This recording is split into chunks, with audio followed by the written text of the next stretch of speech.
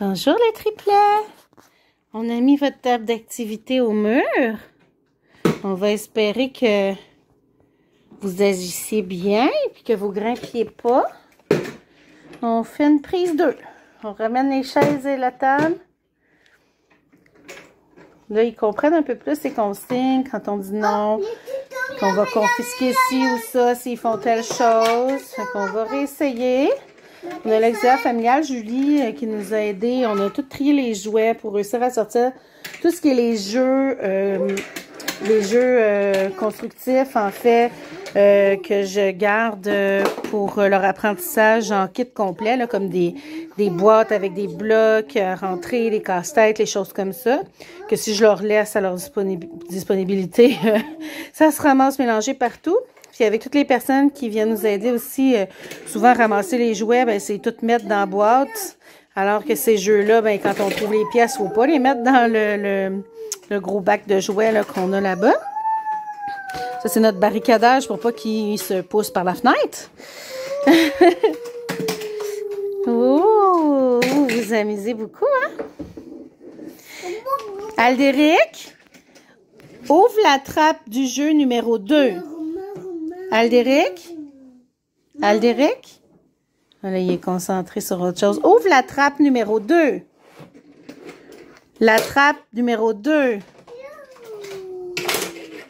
Corélia, elle les ouvre. Est-ce que tu peux fermer la trappe numéro 3? Oh, bravo, Corélia. Ça, c'est la 1. Est-ce que tu ouvres la trappe numéro 2?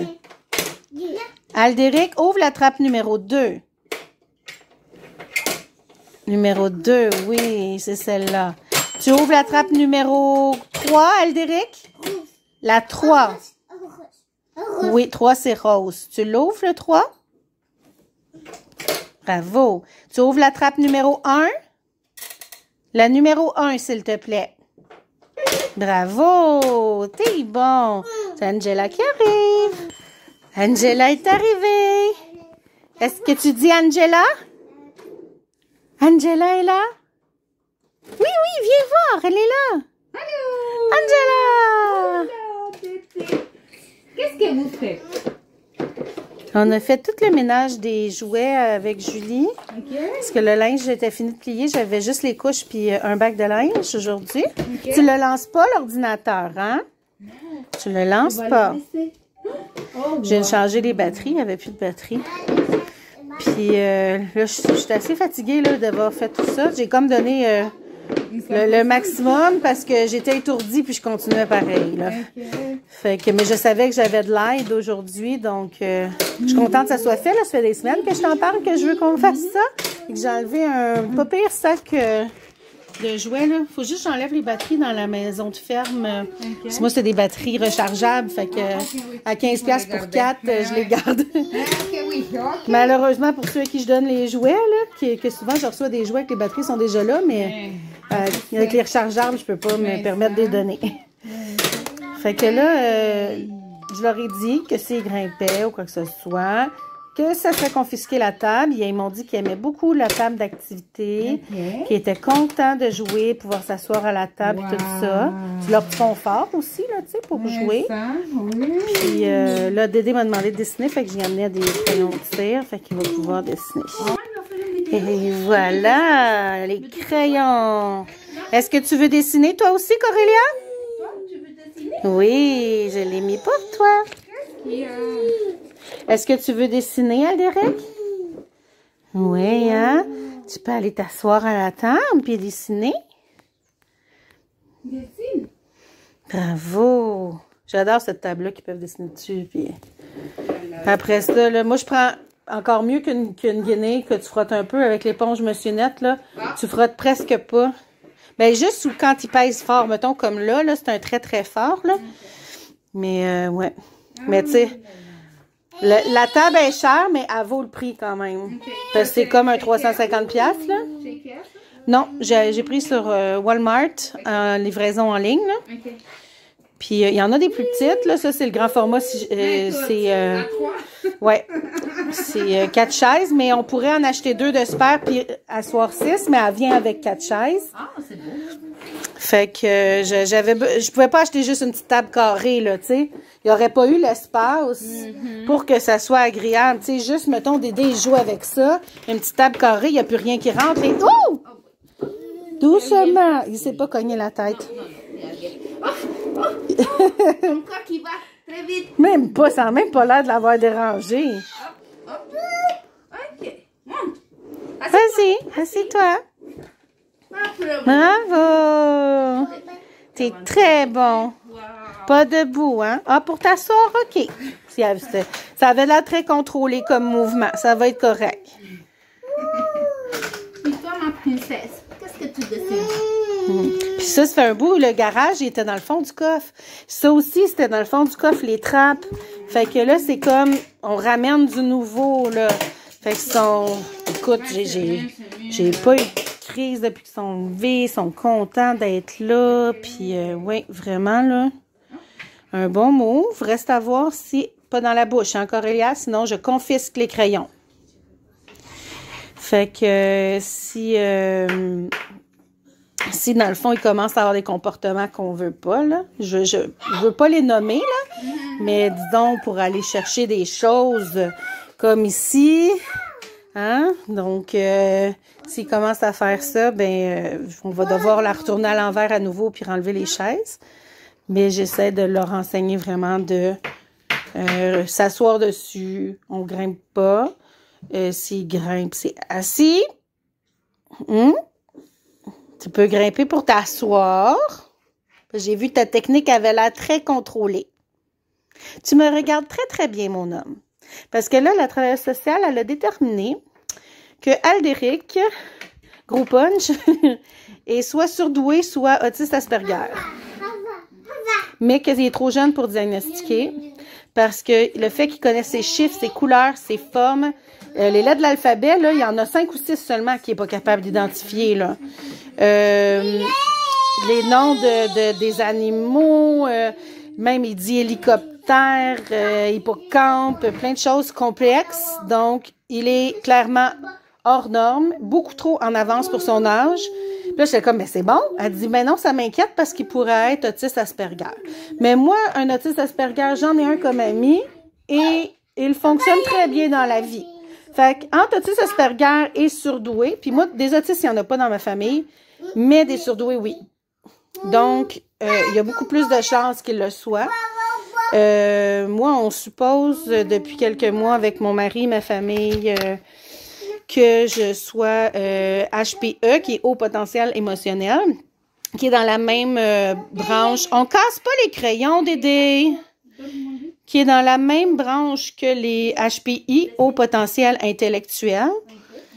Donc, en fait, personnellement, on verra avec le temps, mais je crois que Aldéric est haut potentiel intellectuel et que Bastien est haut potentiel émotionnel. Parce que le haut potentiel émotionnel va avoir beaucoup plus de difficultés à gérer ses émotions.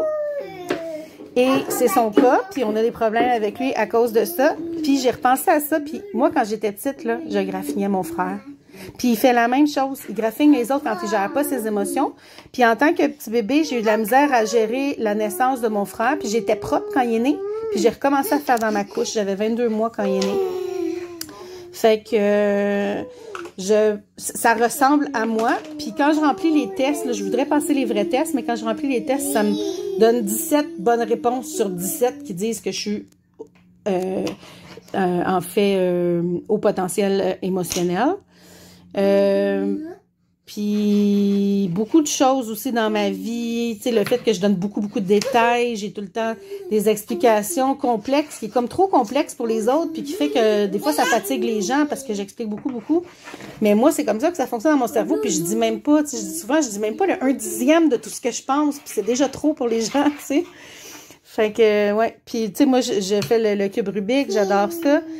Puis souvent, c'est des personnes au potentiel intellectuel, émotionnel, puis tout ça, qui vont qui vont s'intéresser à ce type de choses-là. Puis Aldéric, il essayait de le faire. Le cube Rubik a 2 faces, là, pas 3 faces, mais il essayait. Puis je suis comme, mais il n'y a même pas 2 ans, je corrigeais. Puis il est déjà intéressé au cube Rubik, là. Fait que, non, c'est ça. J'ai comme, tu le sens, ça, c'est correct. Pas dans la bouche, hein? C'est toi qui passe les crayons, non? On casse Pas dans la bouche, sinon je confisque. On va confisquer. Oui, c'est pour dessiner. Bravo.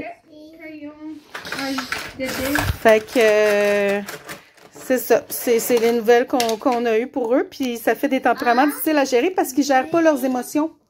Puis ils refusent de se faire dire non parce qu'ils sont comme ça. Hein? Et voilà. Il vient de refuser de se faire dire non par sa sœur. Mais tiens, lui, Oui. ne casse pas, ok? On ne les casse pas, ok? Tu vas t'asseoir? Viens t'asseoir, Dédé. Viens dessiner. Tout va bien. Oui, roule le crayon. Bravo. Donc, on vient d'avoir un exemple parfait de ce que je suis en train de décrire. Il refuse de se faire dire non. Il veut découvrir, mais il réalise pas le danger potentiel des choses. Et il est très intelligent pour réussir à arriver à ses fins, comme grimper sur les meubles jusqu'au plafond. Il réalise absolument pas le danger qu'il y a. Fait qu'il faut tout barrer partout parce que sinon, il se met en danger. Par son intelligence, parce qu'il a pas encore assez de connaissances, mais son intelligence lui dicte de découvrir, tu sais, d'apprendre. Puis Dédé est beaucoup plus réactionnel quand il se fâche, parce qu'il gère encore moins ses émotions, d'où le fait que je pense qu'il est au potentiel émotionnel. Puis Aldéric, je pensais qu'il était normal, mais la travailleuse sociale dit non, il gère pas ses émotions. Un enfant de 2 ans est censé gérer mieux ses émotions que ça. Mais moi, je disais, ben Dédé est difficile, Aldéric est normal, puis Corélia est plus douce. Mais ça a l'air que Corélia est juste comme un enfant normal. Donc, coucou mon amour. Il y a besoin de beaucoup d'attention, Dédé. Oh, merci. Une autre couleur? Est-ce que tu veux cette belle couleur-là? C'est couleur chair. C'est flou, hein? Dessin! Fait que, c'est ça, là, on a rendez-vous avec la néonatologiste pour évaluer un peu plus qu'est-ce qu'on peut faire avec cette situation-là. Alors, ben, je vous donnerai des nouvelles, en fait, quand j'aurai plus d'informations suite à ça. Là. Les rendez-vous sont échelonnés quand même jusqu'au 9 novembre. Elle veut les voir un par un. Fait que là, c'est compliqué. Là. Mes parents doivent venir de Montréal, de bonne heure le matin, pour que Sam parte, qu'il s'occupe des 2 qui restent. Moi, j'essaie de finir ma nuit, mais dans le fond, je me ramasse avec une demi-nuit seulement parce qu'il faut que je me lève pour le rendez-vous, pour faire une conférence vidéo, puis il faut qu'il y ait quelqu'un pour surveiller les 2 autres pendant que je suis en conférence vidéo avec le rendez-vous à distance. Fait que, non, c'est vraiment pas évident, là. Puis là, ben, pour 2 rendez-vous comme ça, qui veulent les voir un par un, pour 2 spécialités, ben, ça fait 6 rendez-vous comme ça. Donc, pour un seul 3 rendez-vous qui veulent les voir un par un, ça nous coûte 10 heures d'essence juste pour nous, mais mes parents aussi. Fait que c'est 20 heures de roulement sur la route avec des voitures pour arriver à pouvoir s'occuper des petits pour seulement 3 rendez-vous qu'on les voit individuellement à Montréal. C'est énorme. Fait que moi, là, j'ai dit OK pour là, mais ça va être très clair à la néonatologiste que les autres rendez-vous ne se feront pas individuellement. Hey, 20 heures. T'imagines-tu le coût que ça engendre? Heureusement, mes parents, ils me le chargent pas, là, le coût pour venir, parce que, tu sais, mais ils viennent pas m'aider d'autres journées dans la semaine comme ils faisaient avant. Ça devient cette journée-là pour le rendez-vous qui viennent, mais j'ai pu, comme une fois ou 2 semaines qu'ils venaient parce qu'ils viennent m'aider pour les rendez-vous. Fait que ça me fait perdre de l'aide, puis ça me fait perdre de l'argent. Tu sais, 20 heures de roulement là, sur la route. J'ai pas fait le calcul, honnêtement, là, mais d'après moi, on est au-dessus de 100 $, là. Tu sais, c'est... ouais. Voilà. Oh! Si tu vas pas dans le vide, mon cœur, la chaise est à côté. Ah, t'as cassé le crayon. Bon, c'est fini. Les crayons de cire en papier, dans 2 ans. Eh, pas dans la bouche. Angela, peux-tu enlever, s'il te plaît? Tu manges pas la cire, c'est non. C'est non. Bon. Sur ce, je vous laisse. Je retourne à leur sécurité. Bye bye. Si vous avez aimé, activez le pouce des triplets. Oui, t'as levé la main. T'as montré ton pouce. Le pouce des triplets. Le pouce. Dessiné. Si tu le casses encore, c'est fini. Prends le crayon orange. Et si tu le casses encore, c'est fini. Donc, abonnez-vous si ce n'est pas déjà fait. À la prochaine. Bye bye.